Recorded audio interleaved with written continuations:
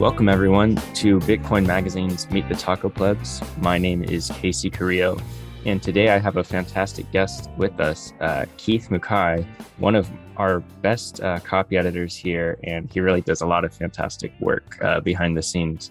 Keith, if you want to just introduce yourself real quick. Yeah, thanks. That's a nice compliment. So I'm Keith Mukai. Kind of have a hand in a lot of different areas in the Bitcoin world.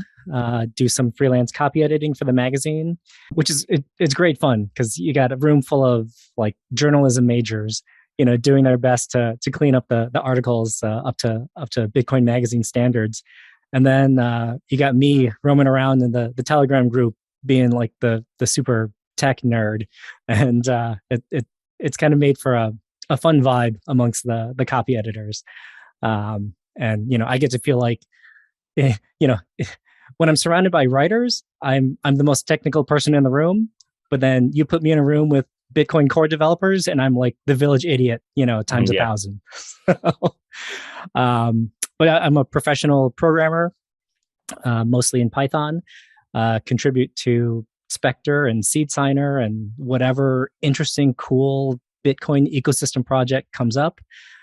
And then the connection to doing some copy editing in the early in my programming career, I got bored and I turned myself into a high school English teacher. So I taught high school English for 2 years, loved it, was exhausted, ended up quitting at the end of the second year and went back to tech.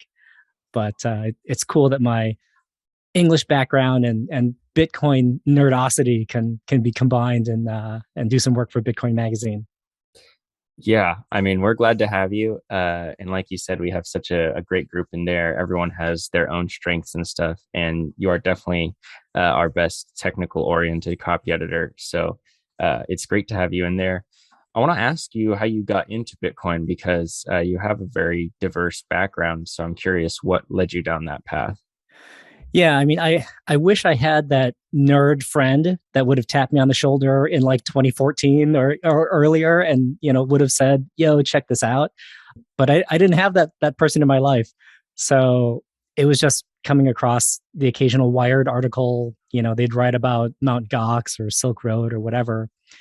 And each time I'd say like, oh my God, this is so cool. It's just firing all my like nerd interests. I got to go check it out. But then somehow something always came up. I would put the magazine down, I would forget about it, or I would question like, yeah, it's cool, but I don't really want to go out and buy drugs right now. So what would I do with it? And so I just never made it a priority. And so years went by. It wasn't until June 2017 that I finally was like, okay, I've put this off for so long. I need to learn more. I need to buy some. And I just, of course, I regret my laziness and my foolishness. Like I could have been in so much earlier. Even though I'm sure for a lot of people, 2017 sounds crazy early at this point. But it taught me the super valuable lesson that like I really, really value now, which is like no matter how fringe the interest is, like I've now promised that to myself that I will pursue it. And it doesn't matter if like there's I had to replace the garbage disposal in my sink, and I got a quote for $600 from the plumber. I'm like, oh my God, I'm not paying $600. I'll figure out how to do it myself. And I kind of had a blast just learning how to like cut PVC and not screw up my sink. Yeah. And so I just love this idea of collecting skills that I need or that I'm interested in. And who cares if there's like a roadmap for them? Like, why am I collecting them? Because they're interesting. And that's it. That's enough. If I had had that attitude, years ago when I first heard about Bitcoin, I would have a lot more Bitcoin right now. Yeah, totally. I love that perspective. I feel like a lot of people feel that way. Like I personally got into writing more through Bitcoin and like just my passion for it. So I think it just opens like you said, it opens like the door towards wanting to learn everything, and just being curious in general. Yeah. And if we're right about Bitcoin, it's going to find its way into everything. And so it might be the long way around, but anything you invest your time into, eventually there's going to be a tie back to Bitcoin. So it's all going to be time well spent. Exactly. And that kind of ties into my next question, which is about how Bitcoin has changed your life. And I guess that could also relate into like how it's changed your career path and what you're interested in. So yeah, how has I mean, yeah, you ask my friends and family, and Bitcoin has become my life. It hasn't just changed it. So, every spare second that I can spare, like the attention span, I'm listening to a podcast, or I'm watching a Bitcoin video, or reading materials on it. My dog has listened to countless hours of Bitcoin podcasts on our walks, and in the car. But the coolest thing for me, like, I'm sitting here at my breakfast table, and like, I'm writing code here that has the potential to impact people out in the world for the better. My first touch with this was early on in the Spectre desktop wallet. The creator, Stepan Snigarev, had created it for his DIY air-gapped hardware wallet, and it was all based on QR codes. And I really loved what he had built for the Spectre desktop wallet side. It was like the easiest way that I had ever seen to create your own multisig. And I'm like, oh my God, I want to use this. I want to learn about multisig. I want to set my own multisig up. But it was only supporting air-gapped wallets. So I messaged him. I was like, hey, I know you have this mission in mind, but would you mind if I integrated USB hardware wallet so I can plug in my, Ledger and Coldcard, or, whatever. And he was like, yeah, that'd be cool. And so I did it. And, obviously the code has improved and evolved through other people's hands since then. But I was able to start using Spectre, build my own multisig, since late 2019. And then as El Salvador and Bitcoin Beach started hitting the news, I learned about the Bitcoin Beach wallet that they're using in their community. And I was amazed. The back end of it is securing their cold storage using Spectre as their multisig coordinator. Mm. And as soon as I read that, I'm like, oh my God, if they're using hardware wallets that plug in over USB, then they're using at least part of my code to secure El Zante's community Bitcoin funds. And like, I never expected to have any connection to something like that. And, it's a tiny, chunk of code that I wrote in 2019. And, I can't claim like a huge part of this amazing El Salvador story, but I think it's just incredible that I have a really tiny piece of it that I helped contribute to. I think that's amazing. And then, more recently, I kind of took some time off from Spectre contributions. It's like the way that open source goes. You come, you go, you make contributions, you disappear. And after the El Salvador news, I was like, okay, they're using Spectre. That's incredible. But Spectre is only in English, and that's a little awkward. So then I asked the Spectre team, I was like, hey, would you guys mind if I added multi-language support? And they're like, it's on our roadmap. We don't really have time. We haven't made it a priority, but if you want to take a stab at it, that's cool. I'm like, hell yeah, I want to take a stab at it. So I started implementing it, and then I just blasted out on Twitter. I was like, yo, Bitcoiners, I'm going to have Spectre ready to be translated soon, but like, I've got high school level Spanish, like, I'm not the one to do the actual, line by line translations. So we got a group of like over 40 volunteer translators, just threw them all in a Telegram group. And I just wrote up the instructions and was like, any language that you want to translate Spectre into, follow these steps, submit it to GitHub. We'll get it integrated. And by the time we launched it, we had 11 languages fully translated, including like 2 different flavors of Mandarin, Russian, Greek, of course, Spanish, French, on and on and on and on. Yeah. And it's just so cool. Like, it's just bringing this incredibly powerful open source tool to like more corners of the world. Like one of the guys that worked on the French translation, he shared a graphic of the world map, or it was of Africa actually, and it showed how much of Africa is French speaking because of the colonialization that's happened there. And it's like, it's a huge chunk of Africa. There's like millions of people in Africa that have some level of ability to speak French. And so like, I didn't know that, somebody said, hey, I can do French. And so they did French. And now we've unlocked Spectre to a big chunk of Africa. It's just, it's incredible. And again, like I'm just sitting here at my breakfast table, just hacking away at some code and helping bring these tools to more and more people. It's incredible. Yeah, that's one of my favorite stories I've heard here on Meet the Taco Plebs. I feel like you have a hand in a lot of stuff in Bitcoin right now, Keith. So it's great to have your impact felt in so many ways.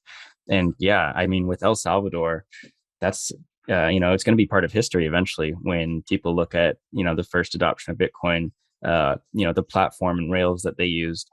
I'm sure they'll look prehistoric at some point, and we'll all look back and be like, wow, they're using Spectre, and you'll be a part of that. So that it's really awesome. And Bitcoin is such a small world, isn't it? It's like, if you are contributing to it consistently, it's very quick and easy to just find yourself in a big thing, find yourself wrapped up in this whole monetary revolution going on. Yeah. And it's the community is small, but obviously the implications are huge. And when I first started getting into Bitcoin and getting excited about it, as a programmer, your first thought is like, oh, I want to get a commit into Bitcoin Core. That's like massive nerd bragging rights. And I started looking through the Bitcoin Core code. It's all C++. And, that's like, non-programmers have a hard time understanding kind of like the pecking order or the hierarchy of within the programming world. And, the level of quality of code that you need to be able to produce to write, unstoppable C++ for Bitcoin Core is just like that's a level that I don't think I'll ever reach. Like I'm good at what I do, but like, I'm a Taco Pleb developer. I'm not Bitcoin Core level. But there are all these other projects like Spectre that are in Python. And that's like exactly my day job tech stack. And so I can look at Spectre and instantly be like, oh, I know what's going on here. And oh man, that's ugly. They shouldn't be doing it that way. Like I can have these like strong opinions and bring like actual expertise and, really impact that project. Another project, which is kind of my new obsession, is Seed Signer. And this is Seed Signer. You have to check it out. It is just the coolest little open source project ever. So the whole idea is that it's a fully open source Bitcoin hardware wallet that you can build from off the shelf parts for like less than $50. It's just based on a super cheap little Raspberry Pi, a screen and a little camera and a memory card. And the whole project is in Python. And the whole idea was just super cool to begin with. And so when I started checking it out, there were really only two people working on it. So Seed Signer is a anonymous, he's a NIM account. So he started it, but he isn't a programmer. So he taught himself just enough programming to be able to assemble, Seed Signer to kind of do a basic proof of concept. And then this other guy, Nick, came in and really he is a professional programmer and really reorganized and rewrote it. But Nick isn't full-time Python in his day job.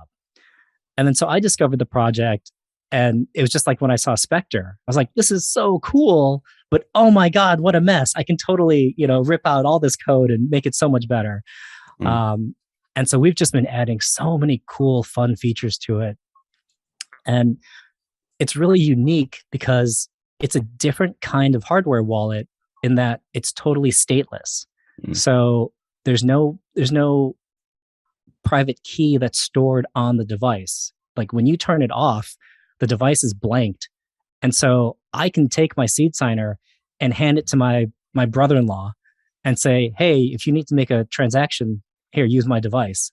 And then he loads in his mnemonic seed phrase, initializes it to make his transaction, turns off the device, and can hand it, to the next person. Interesting. And so, yeah, and so El Salvador again is like really prominent in our thoughts, because if you can build a hardware device for $50 and then share it with as many people as you want reasonably safely. I mean, there's some, of course, security trade-offs you're making, but for most people, it's reasonably safe.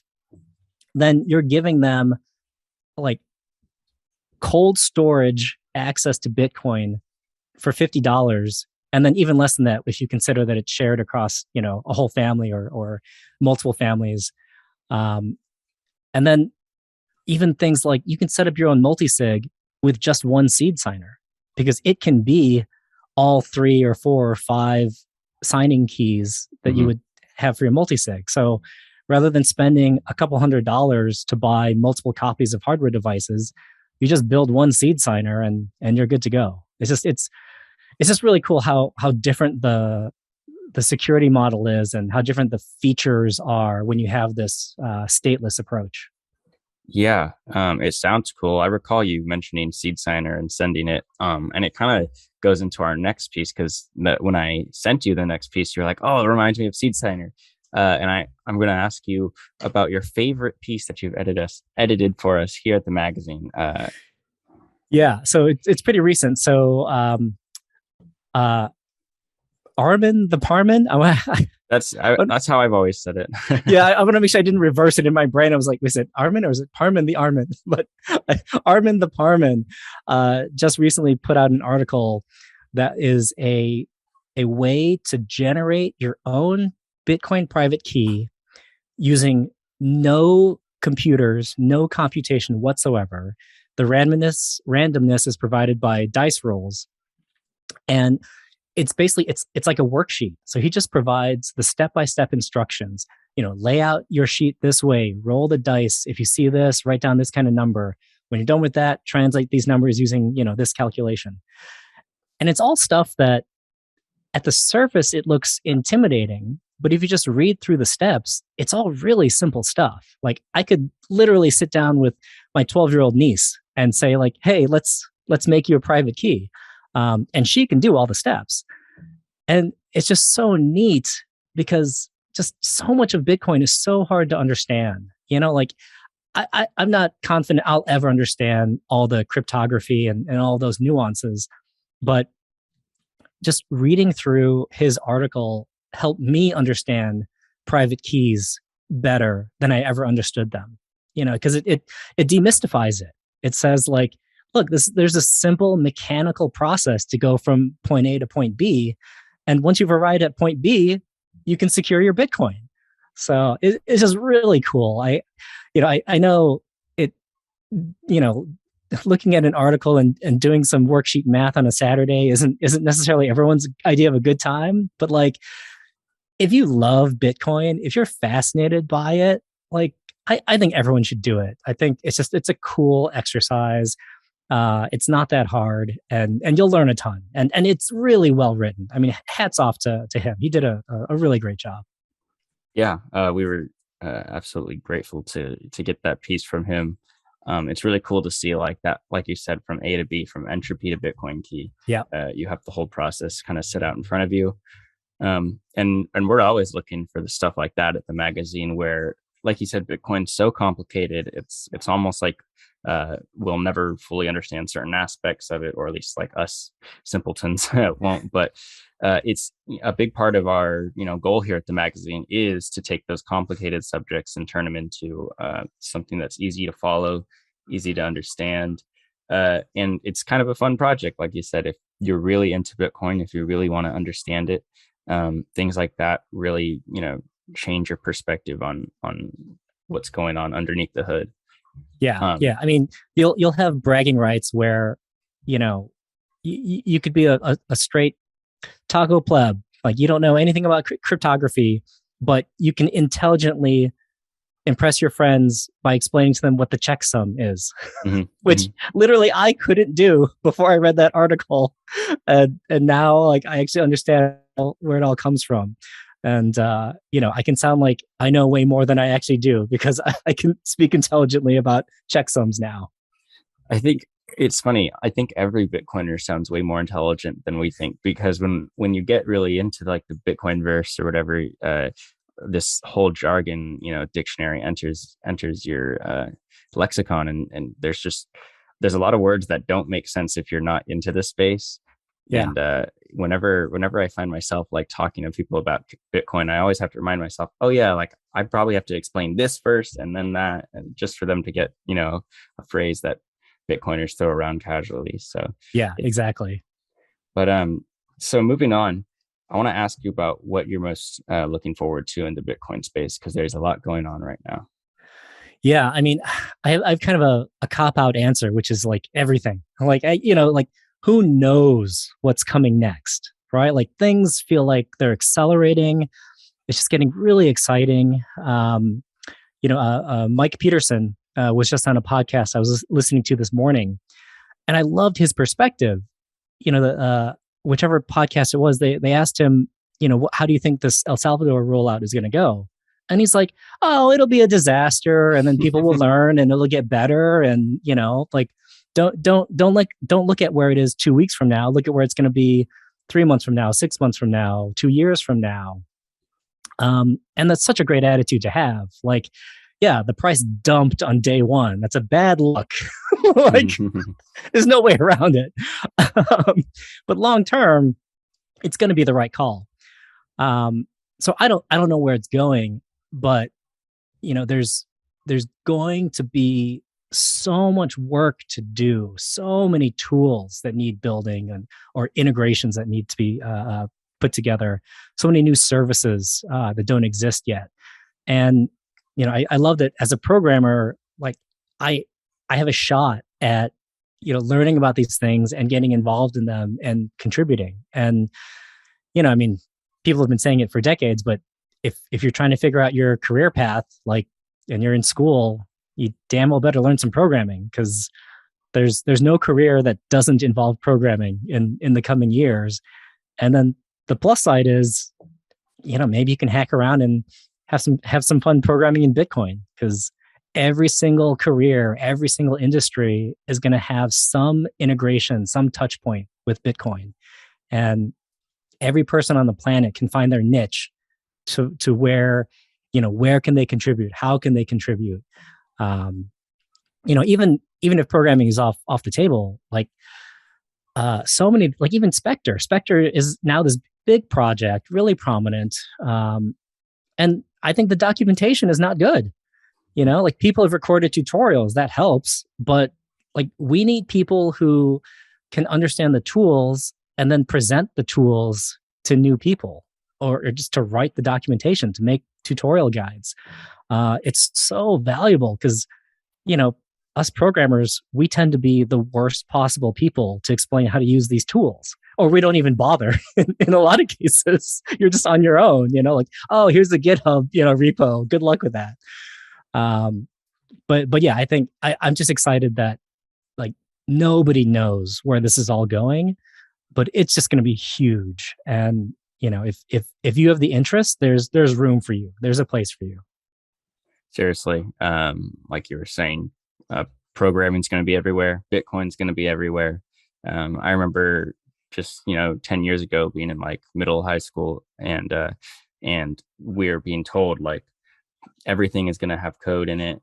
People are going to be, code will be a second language to most people, and so it's becoming more true every day. And it's funny because I find myself now working for a magazine that's entirely oriented around the technology written in code. And it's the progression of society is towards this being surrounded by programming. But to round this whole discussion off, it's been great talking, but I do want to ask you about your price prediction for Bitcoin. It's my favorite question to ask people, especially I like asking people who have a lot of technical background and stuff, because they're always more reasonable in their answers. So what's your price prediction for the end of this year, 2021, and a decade from now, 2030?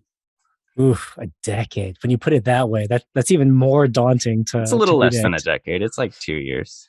Yeah, yeah, right, right. It's 8 years, right, right. No, 9 years. I Eight don't even years. know math. Yeah, right.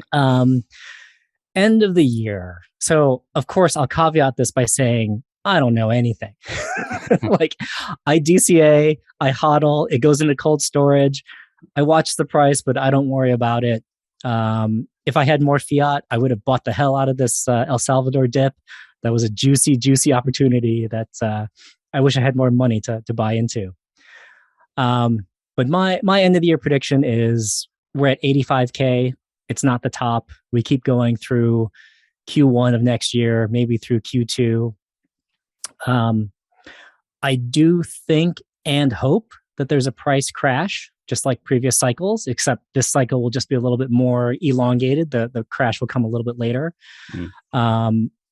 I mostly because the Bitcoin price is some ratio of speculators, some ratio of hodlers, and maybe one or two other species in there. And of course, over time, the ratio of hodlers will get bigger and bigger, but there's still a ton of speculators. So I think we will have a mania. Who knows? Sky's the limit for this cycle's mania. But when the mania subsides, it's going to be a big old crash. And I'm hoping for that. Not to I don't want to see anyone get financially wrecked. So obviously, put your money in Bitcoin responsibly. But the best thing about the crashes is that things get quiet and you can just build and prepare for the next cycle. Like these last 2 or 3 years have been incredible. Like we're so much better off now than we were in the end of 2017. And if the price had just been pumping the whole time, I don't think we would have gotten here because we all would have been distracted by how to cash in on this never-ending rocket ship. Yep. And instead, it's like the hardcore people who really want to be here stuck around, and they built things the right way, in the bear market. So I think the bear markets are really healthy for the ecosystem. And then by the end of 2030, I mean, that's 2 more halving cycles. That's intense. I'm roughly thinking, I think if you look at the previous halving cycles, it's something like on the order of a 10x from the previous peak. So I think I would expect that to start getting smaller and smaller. So let's say this peak is 8x. So that would put us around 160. But again, who knows with mania. And then, having decreasing multiple, 2 more decreasing multiples off of that, I could see 8 or 900K be the peak in that era after the next 2 halvings. But by 2030, so the halving would be in 2028. So then 2029 would be the run up, and then sometime in 2030 would be peak. And if there's going to be another crash, it would happen then. And so I'm going to say something like $675,000 at the end of 2030 after another mania peak, but smaller and smaller giant pops. And boohoo, I'll be crying my way to sleep if Bitcoin is only at 675K in 9 years. I know it would be a terrible outcome, right? If it were to only hit that, to collapse almost a 33% off of a 900K peak or something like that. Boohoo. Yep. I don't know if we could deal with it. But I did like what you said about how the bear market really builds a foundation. It leaves the people behind who are ready to put their head down and work. Yeah. And I think the as you said, the ratio of speculators versus people who understand their investment. I think as the gap between growth and adoption and education kind of shortens, and hopefully Bitcoin Magazine is sort of a function of that. I think then we can see hopefully a reduction in that ratio of speculators and an increasing number of people who truly hodl their Bitcoin and love their Bitcoin and know why they're really investing in that. So Amen. Amen. I will trade smaller mania pumps because there are fewer speculators for a more well-educated, population that understands and hodls Bitcoin. That would be incredible. Exactly. And that's what we hope to do here at the magazine. So thanks so much for coming on, Keith. You really do a lot here at the magazine. It's fantastic to have you on the team, and we've had a great conversation. So thank you. I love being able to contribute to Bitcoin Magazine. It was not something that was on my list of things that I would have thought possible. But it's just so cool. I love just being a fly on the wall on some of these things and just being in the belly of the beast. It's great. Yep. Yeah. I always feel so privileged to work here at the magazine. It feels like we're really doing something great. So thanks for listening, everyone. Check out the next episode of Meet the Taco Plebs, and also go check out all the amazing articles that Keith and I work on at the magazine. And thanks for listening.